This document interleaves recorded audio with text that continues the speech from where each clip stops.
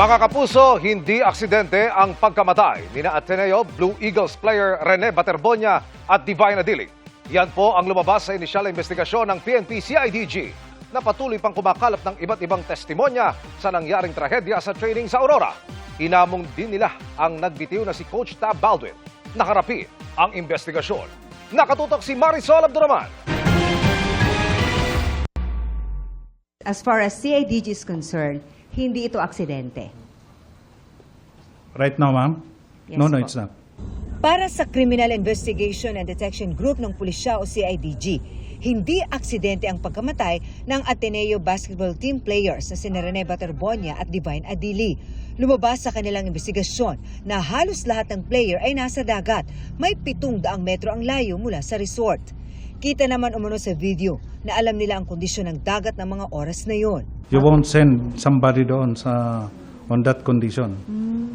I guess we wouldn't dare to go there sa water during that time. They were aware that the current was strong prior to leaving. Why kailangan pang doon sa water if they need to undergo training? Kasi uneven po ang ang shoreline doon sa water. Dagdag pa ng CIDG, hindi lang sina Baterbonia at Adili ang nadisgrasya sa nasabing bootcamp. You are confirming that na 4 nga po Yeah. ang nalunod. 4, yeah. Some of them already experienced na makainom ng water, including a foreigner one. Kinakalap pa rin ang testimonya ng lahat ng nasa lugar nang mangyari ang trahedya.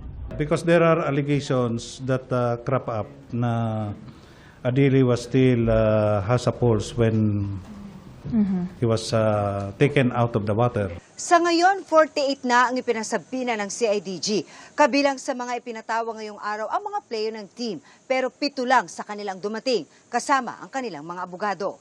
Kinuhanan sila ng mga pahayag sa tanggapan ng CIDG sa Camp Crame. Muli namang ipinasabina o ipinatawag si Coach Tab Baldwin na hindi pa rin nagpapakita sa mga otoridad. Man up, be man enough to face the investigation para doon sa dalawang players which you call as your brother.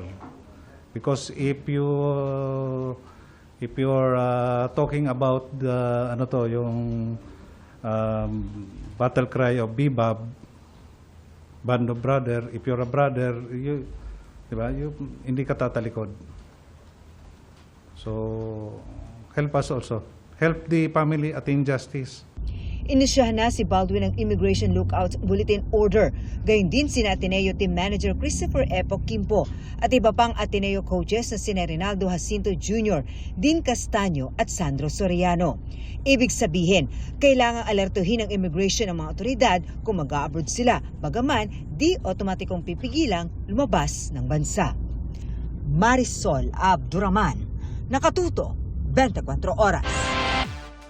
At kaugnay naman sa naunang pahayag ng Criminal Investigation and Detection Group o CIDG na hindi aksidente ang nangyari sa team building sa Aurora. Sabi ng Ateneo de Manila University, irereserba nila ang mga partikular nilang komento at paglilinaw kaugnay dyan bilang respeto sa proseso at sa mga pinasumpina. Dagdag nito, makikipagtulungan ng Ateneo sa mga otoridad.